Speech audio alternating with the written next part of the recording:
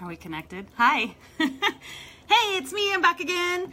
I am going to attempt to do some crazy things right now. So I want to make some deodorant.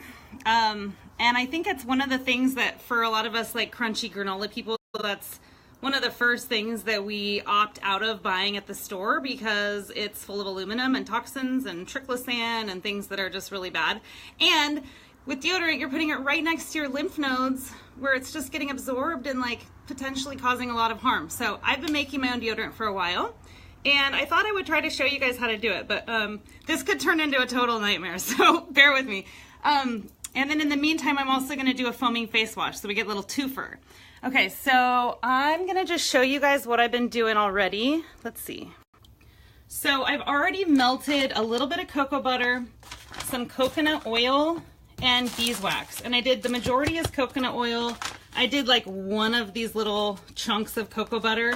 I really like the way those two as a texture kind of come together. And then the beeswax, you guys, is really important for those of us that live in Chico or any hot areas because it keeps the deodorant from melting in the heat. I didn't know that the first time and my deodorant just like turned to liquid. So here's my little concoction, and I just wanted to show you guys this part of it because some people like to make it right into the pot, but I'm lazy and I don't want to clean a pot and I don't want my pot to get all buttery and oily, so I use this same jar over and over. This is like my melting cooking jar and I don't even clean it when I'm done. I just throw it into my my little craft cupboard and then use it whenever I need to make something that I have to melt. So that is already melted. The trick to that stuff is just to stir it really well. Keep it at kind of a low temp, but just keep stirring. The beeswax takes a while to melt, so just eventually once the beeswax melts, it's done. So I'm gonna bring that over here. And you know, right now it's pretty hot because I just melted it all. So I'm just gonna set it off to the side because we don't want to add our precious essential oils to something super hot or it'll kind of mess up the potency and the efficacy of the therapeutic benefits, right, of the oil. So one thing I want to point out, at this stage, this could potentially be anything you wanted it to be. Right now I've got cocoa butter, coconut oil, and a little bit of beeswax. That is the base for so many things. So I just wanted to show you guys, like if I wanted to make my little bath melts, I could add some really fun, you know, relaxing like Stress Away or whatever, muscle balm. Like I could make all sorts of fun things out of this base and make it into bath melts, or I could turn it into little massage bars. And you know, so it's just all about, this is like a really good base to make so many things. And I just want to show you how easy it is. Like just find an old jar, you know, create a double boiler and put the butters in there. But today we're making the deodorant. So I'm gonna just put that off to the side for a second. I gotta wipe my hands, sorry. They're all buttery. So while that cools, I just wanna quickly show you guys how easy it is to make a foaming face wash. I have these great little foaming, tiny little foaming pumps. They're awesome for travel. I have one in my shower, I have one next to my sink. The great thing is they use such a small amount of product that it just lasts forever. So again, with something like this could be like an antibacterial soap for you if you wanted to have it next to your sink, in which case you would use Thieves, right? Thieves and like lemon, like the stuff that kills bacteria. Notice the amount of soap I just put in here. It's like not even half. So I did that. Then I'm gonna add some vegetable glycerin for our faces. Glycerin is what's called an emollient. It actually adheres moisture to the skin, so it's really good at keeping our skin moist, especially with, I mean, that was just Castile soap. Sorry, I'm skipping around. This is just the Dr. Bronner's super pure, clean, like coconut-based soap, but it's still a little bit drying. So the glycerin helps to just kind of make it less drying. And I'm just gonna do like a teaspoon. You guys, as you see me doing more and more DIYs, you'll be like, that chick does not measure, and I don't. I just kind of like go with it. So if you're one of those people that needs a recipe, I will totally like write down something for you. So for this foaming face wash, I am doing frankincense. And I think I'll probably just do like, I don't know, 3 or 4 drops of each thing in here. Frankincense is amazing for the skin. It just totally regenerates cells. It helps with scar tissue, wrinkles, fine lines. It's fantastic. I'm also going to do patchouli. Same for patchouli. Super, super good for the skin. Super nourishing. And also thick. This makes up for my lemon earlier that came out so fast. 2, 3, and 4. Okay, so that's patchouli. Then I'm also going to do tea tree. Tea tree, as most of you know, is super beneficial for skin, especially people who are acne prone or have a higher level of sebaceousness, oiliness. So 4 of the tea tree, and then I'm also going to do geranium. So 3 out of those 4 are oils that are in my Nature's 9 skin serum, because that's how good they are with skin. So we'll do 4 of the geranium. Now here's the trick, you guys. When you're mixing oils with anything, before you add the water, always mix it with whatever you've mixed it with. Does that make sense? Like right now we've got the soap and the glycerin. I'm going to make sure that those are nice and emulsified before I add the water, because as we know, water and oil don't mix. So if I just did the oils and then added the water, they would kind of separate. And this way I can kind of make sure that it's all mixed first. And then, oh my God, it smells so good. Ah, I love it. And then I already have my little water. I'm just gonna top it off. And honestly, I might have used too much soap. Like doing less than half is almost too much. I think more close to 1/4 is probably better. So that is it. And let me see if I can show you guys. This is my favorite part. I love the way this looks when it comes out.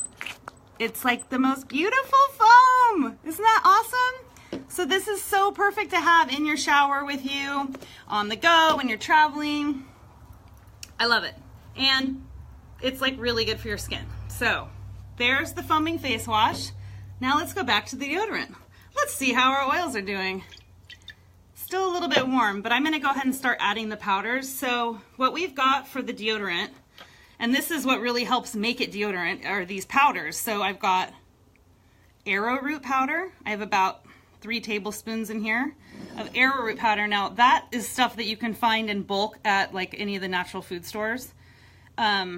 It's really good at absorbing moisture. So especially with these like hot, sweaty days that we have coming up, we want to have things that absorb moisture. So I've got the arrowroot powder, which is also really good for people who, if you're sensitive to baking soda, then you would want to use more arrowroot powder in your deodorant and less baking soda, which this recipe I'm kind of doing a little bit of both. So I'm just stirring up the arrowroot powder. I have about 2 tablespoons of baking soda here. As most of you know, baking soda is great for absorbing odors, right? That's why we keep the box in the fridge. That's why we use it for our all-natural carpet freshener. So of course, baking soda is a great addition into deodorant. And then I'm about to get into the really cool secret ingredients, you guys, and I'm pumped because I've never actually done this recipe before. I just had this kind of like aha moment yesterday where I was thinking, I've been doing a lot of work with bentonite clay, like I've been taking it internally for my cleanse, and I was thinking how good it is at absorbing things, and so I looked it up, and yeah, it's like a total ingredient for DIY deodorant. So we're using bentonite clay. The trick with using bentonite clay is no metal. It's got negative charge that gets disrupted if it's come in contact with metal, so you want to make sure to just use like ceramic, wood, glass, plastic. So I'm going to dump about 2 tablespoons of bentonite clay. This would be the same clay that you would use for like a clay mask, which I can also do a DIY. DIY for days. So that made it look a lot like mud. Here's where we're at. And I'm just gonna stir it up nicely. Okay, so here's another secret ingredient. I love this one. You get yourself some probiotics. And it has to be a shelf-stable probiotic. A lot of them you have to refrigerate, but these are shelf-stable. And I'm just gonna drop like 3 or 4 of these capsules in. And I maybe should have done that before. Oh, there we go.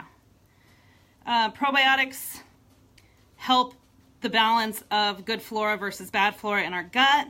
And the same thing can be said about our armpits, right? We don't want the bad bacteria. That's the stuff that stinks. We want healthy flora in our armpits, as weird as that sounds. So I think I'll do one more of those. Anyway, all of this stuff is just a whatever. If you only have coconut oil, don't worry about it. Use the coconut oil. The point is you're getting away from chemicals. And you can build your arsenal and decide that you're going to go to the Natty or go wherever and get, you know, arrowroot powder next time or whatever. But if you just have like coconut oil and baking soda, you're doing great. Okay, so I think this has cooled down enough. And my God, it's ugly. So whoever wins this, you can see how it got the color that it is.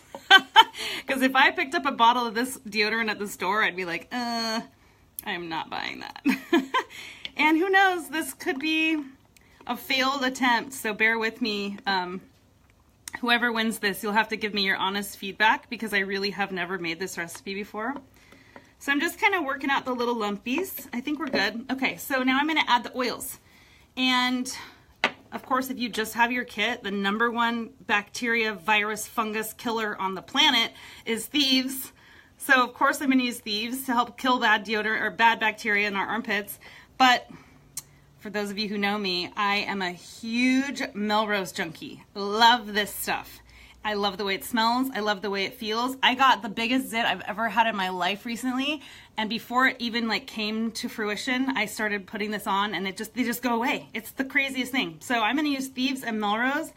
And then just because I'm on a lemon myrtle kick, I'm going to do lemon myrtle too. This is also, all three of these are super high antibiotic, like antibacterial. I like my deodorants to have quite a bit of scent, so I'm going to do probably like 15 drops of each one, but you know, when you guys are making this, you don't have to be so liberal. Not to mention, I'm planning to make like 4 of these, so I want to make sure I have enough oils so that each one smells good. So yeah, I'll do about 15 drops, and then aren't these cute? I just got these from Amazon. They're like official deodorant containers, so that's pretty exciting. I'm totally not counting. How's everyone doing? We've got Danny, we've got Shannon, we've got Nicole. Hi guys, thanks for checking this out. 8, 9, 10. Oh, it smells so good. Okay, so now the oils are added. I'm just gonna give it another stir. What you don't want is for this to sit too long so that it starts getting clumpy, because then it makes it hard to pour. So you guys, that's it. And honestly, like the amount of time that sat on the stove was not very long before I came on and showed you guys. So this whole process takes like 10 minutes. So I'm just pouring it in. You can't see it, I'll show you. Pouring it in. So here's, I don't want to, okay, here. So there's the deodorant. Not too ugly, right? I've been using my own deodorant for a few years now. I don't ever feel like it is, you know, leaving marks or stains or anything. Like it's all worked out pretty well. So I hope that is showing you, all these DIYs are just to show you guys how easy it is to do these DIYs. So I hope that seems approachable to you. And if you have any questions, let me know. Okay, I'm sure you're all out doing something fun. I'm the dork that's making deodorant on a Friday night. So have a wonderful night, and I'll see you soon. Ciao.